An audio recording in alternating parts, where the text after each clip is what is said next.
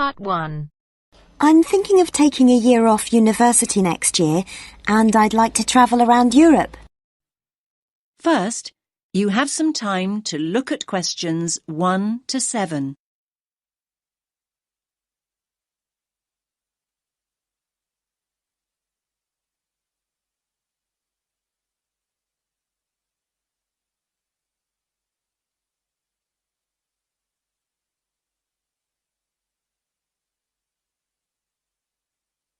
Listen carefully to the first part of the conversation and answer questions 1 to 7.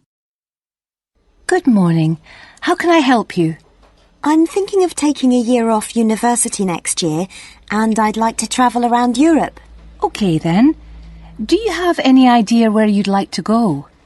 Well, I was thinking of starting in France and then working my way up to Eastern Europe, possibly going as far as Slovakia. Well, there are a number of ways you can do this, and we have various options available. It really depends on your budget and how you'd like to travel. That's just the thing, really. I've just finished my second year at university, so obviously I'd like to do it in as cheap a way as possible. That's fine. Could you give me a rough idea of the price range you're looking at? Realistically speaking, I'm hoping to pay between about £700 and £900. I could stretch to £1,100, but that's really my limit. How long are you thinking of going for? About 10 months. To be honest, you'd be better off travelling for about 7 months, if that's your budget. OK, that's not too bad. So, how would you suggest I travel? Well, because of the time limit, I don't think walking is a viable option. Of course, in this day and age, the most convenient way to get around is by flying, particularly if you've got quite a bit you want to see in a short space of time. Saying that, I still think the best way to get around Europe is by train. As a student, you can also get a student rail card, which means cheaper fares. That sounds brilliant. How do I go about getting a rail card? Well, if you decide that's what you want to do, then we can organise that all for you. You'll need to fill in a form and provide us with 2 passport photos, and we'll do the rest. It costs about £36 plus about £10 administration costs. Great. That's really not expensive at all. And what about buses? I was just thinking if I decide to go to places which are a bit more remote. There are always local buses, but these are not always a good idea. They can be quite unreliable and in some areas quite dangerous because the buses tend to be overcrowded and some of the drivers drive way too fast. So I would suggest you don't do this. That sounds quite frightening. So what are my options then? You could hire a car, but it can be expensive. Still, I do think if you're thinking about going to smaller towns and places which are off the beaten track, then hiring a car is by far the better way to do it. You can also look at sharing the costs by hiring a car with someone else. That's a good idea. I guess I could put a message on the internet. You could do that, but don't forget that you meet people when you're travelling, and you'll probably find someone who's going to the same place as you are. That's true. I want to stay in youth hostels, so I'm sure I'll find people who are interested in going to the same places. Oh, one last thing. What about taxis?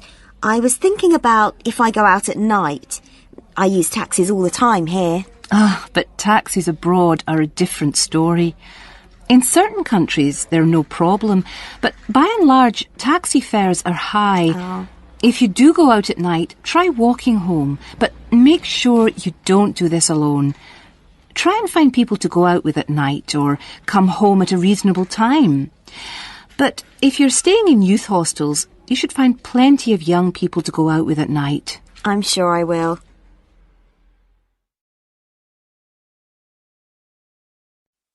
Now you have some time to look at questions 8 to 10.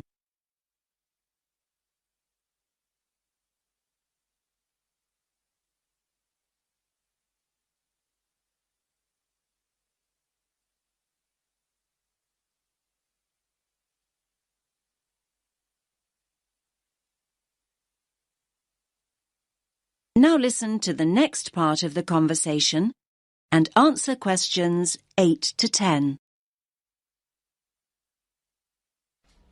Now, have you thought about how you'd like to travel to France? Not really, no. There are basically 3 ways.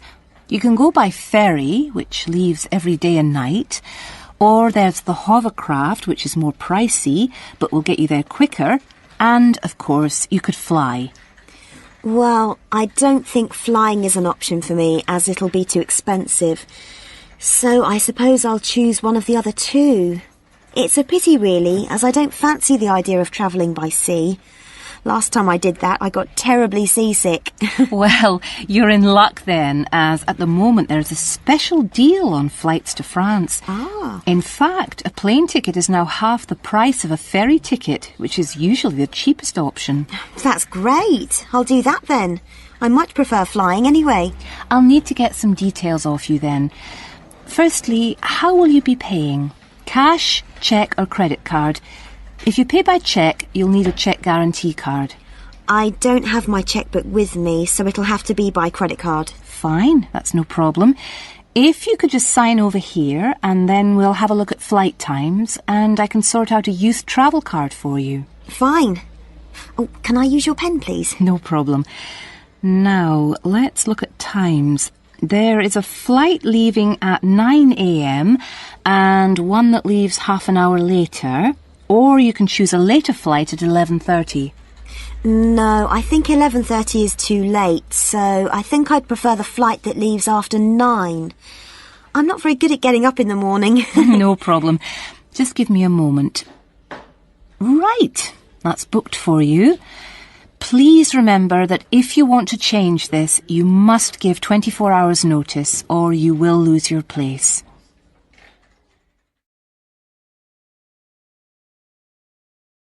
That is the end of part 1. You now have half a minute to check your answers.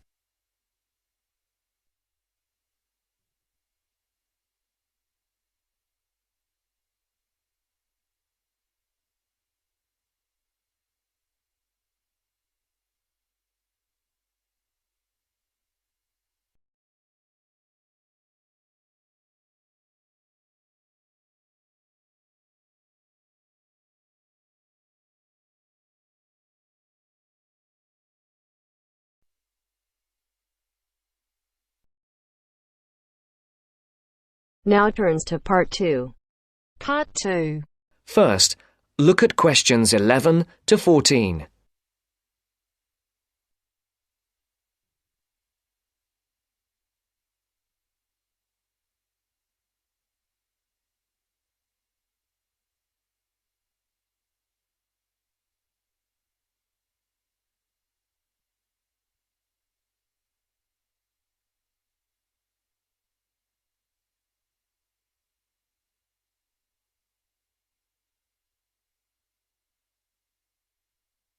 Listen carefully.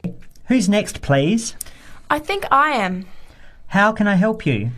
I just came in on flight 372 from Singapore at 11:30 and my luggage hasn't arrived. I've been waiting at the baggage claim for about half an hour now and everything seems to have come off the plane. The conveyor belt has stopped and all the passengers have gone. So I came here to find out what has happened to my bag. Can I see your ticket, please? Here it is. So you came from Hong Kong today and changed planes in Singapore, right? Yes, the connection in Singapore was a tight one. The plane got in late and I had to rush to get to the next flight. That's the problem right there. There wasn't enough time to get your bags onto the connecting flight. Normally Singapore Airport is very efficient.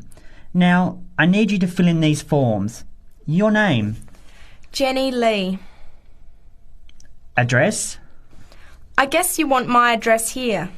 I'm staying with relatives. Just a minute, I'll have to look it up. It looks like 583.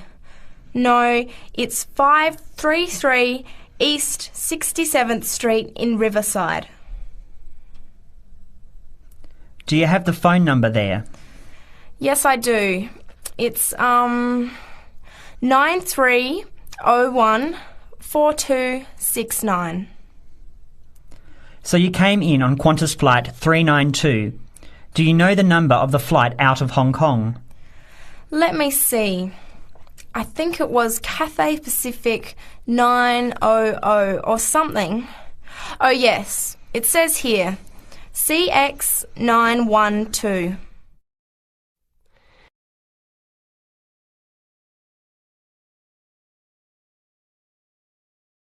Before the broadcast continues, look at questions 15 to 20.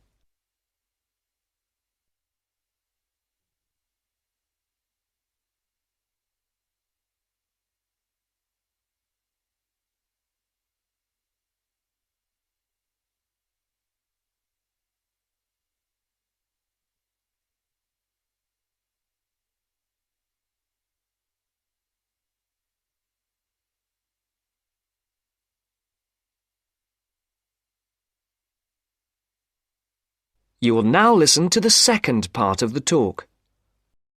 Right. Now, I need a description of the luggage. How many pieces did you check in? Just one. Can you describe it for me? Here is a picture to help you.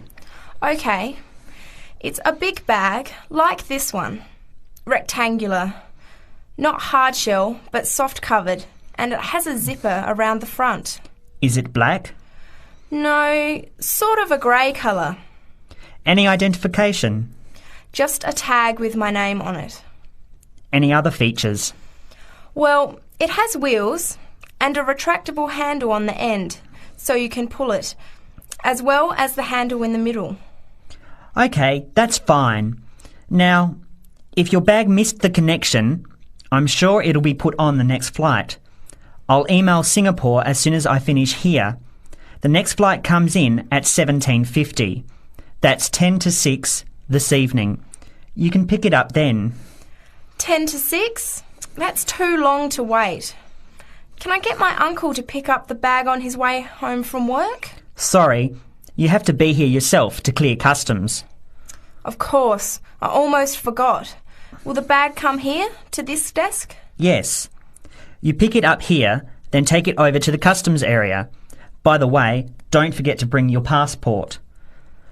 You will also need to have the key plus your ticket with a baggage claim number on it. Oh, okay.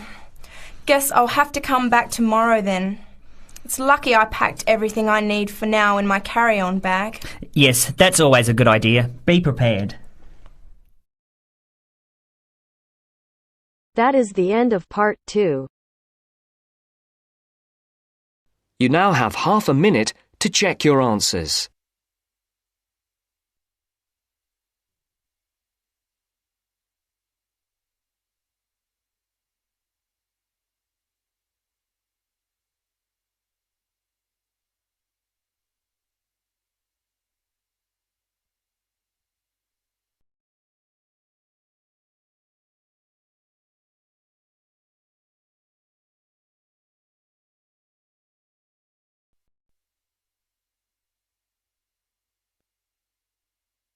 Now turns to part 3. Part 3. You will hear two students discussing the subject of rock art. First, you have some time to look at questions 21 to 27.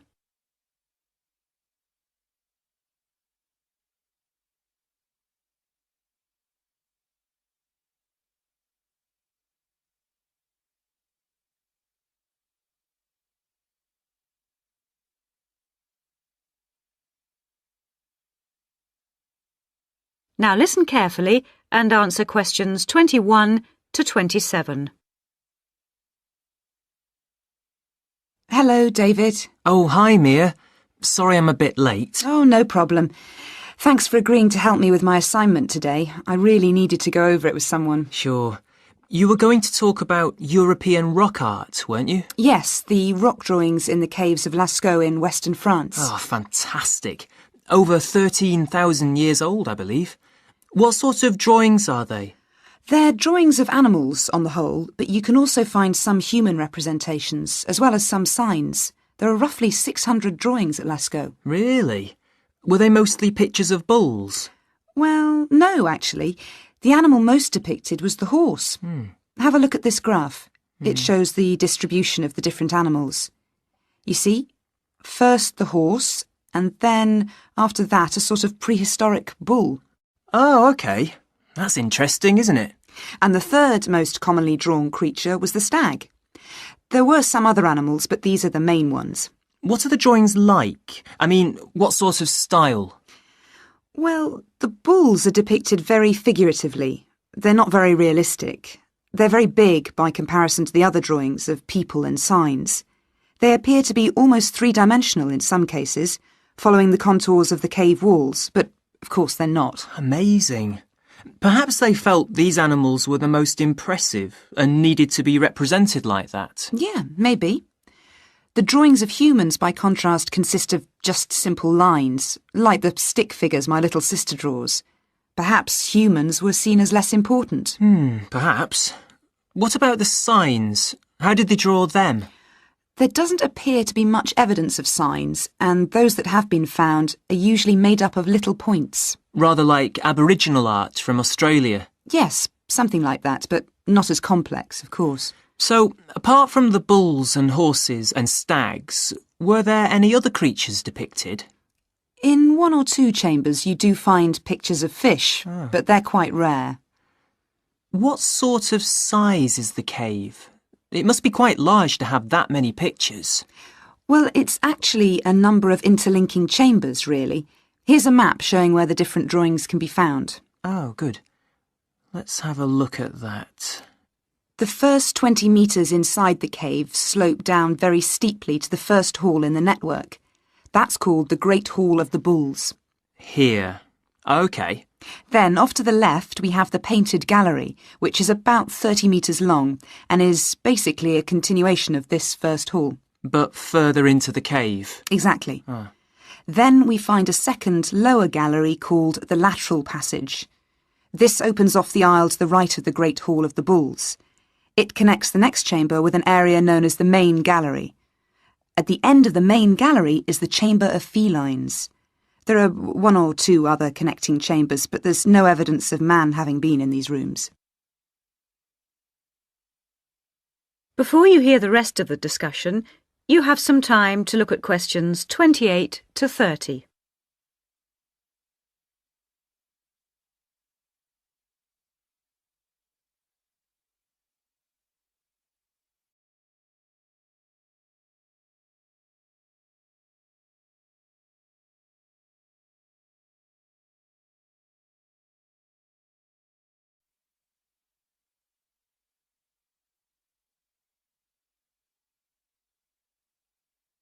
Now listen and answer questions 28 to 30.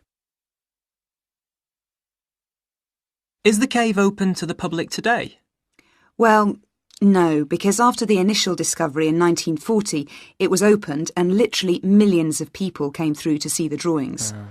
Then, in the 50s, the experts started to worry about the damage being done to the drawings, and the government finally closed the Lascaux cave in 1963. Is that so? It wasn't really the tourists that were doing the harm, but the fact that after thousands of years the cave was suddenly open to the atmosphere, and so bacteria and fungi started to destroy the pictures. You need a special permit to enter the cave now, and very few people can get that, unless they're scientists or have some official status. It's a shame, but I can see that they had to do something to protect the cave. So that means you can no longer see this rock art? Well, not exactly. What they've done is recreate the drawings in a man-made cave, which you can visit. Oh, brilliant. Yeah, the authorities decided to reproduce the two best sections of the site, so they've created a life-size copy of the Hall of the Bulls and of the Painted Gallery. It's just a cement shell, which corresponds in shape to the interior of the original. So now you can visit the caves without actually harming any of the 15,000-year-old paintings. Mm-hmm.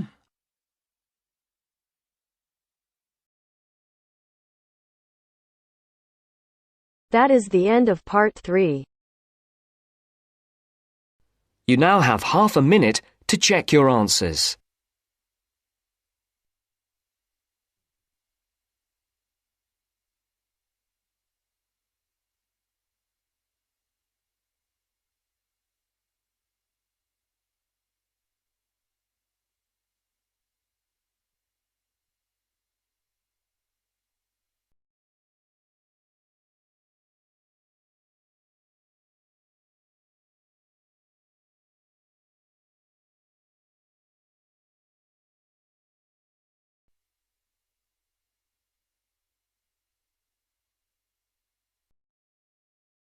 Now turns to Part 4.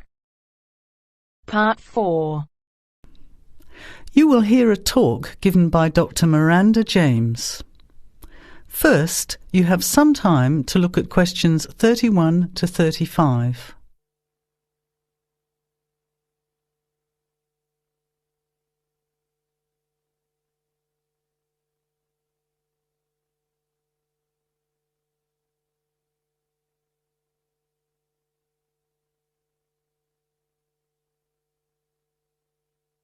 Now, listen carefully to the talk and answer questions 31 to 35.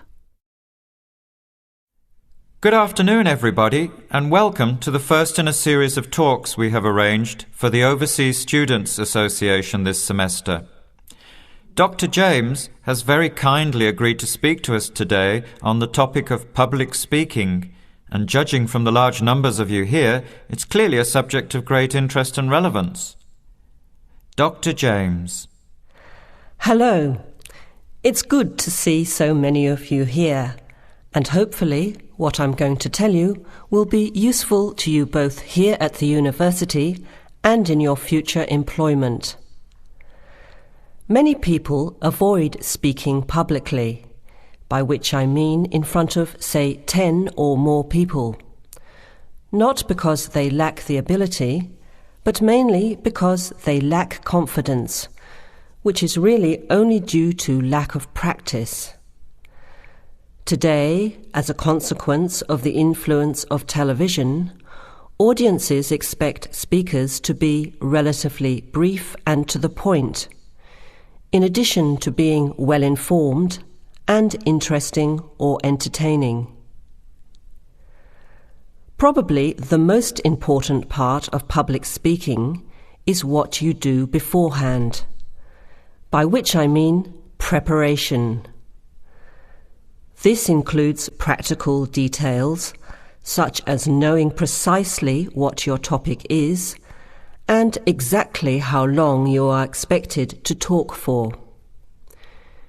You should also plan the content thoroughly. A good strategy is to write out the content as you intend to say it, and then make brief notes, preferably on small cards, which you use to talk from. This way you sound more natural. You incorporate pauses while you look at your notes, and you can then look at your audience while you are speaking. Never read your speech without looking at the audience. Eye contact is a very important part of communicating with an audience. So deliberately move your head and look around at your audience. Pauses are important, as most people, when they are nervous, tend to rush through their speech. Now you have some time to look at questions 36 to 40.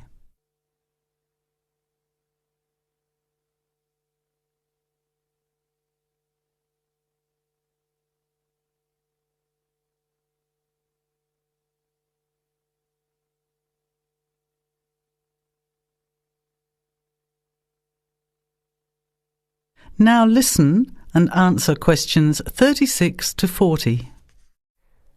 Practice speaking slowly. This gives you more time to pronounce your words correctly. It's always easier for your audience to listen to someone whose speaking is clear and calmly paced, so that they can understand the ideas being explained. And the bigger the group, the more slowly you should speak. Remember to project your voice, speaking clearly to the person furthest away from you. It's a good idea to rehearse and record yourself. Pay attention to your intonation when you listen to yourself.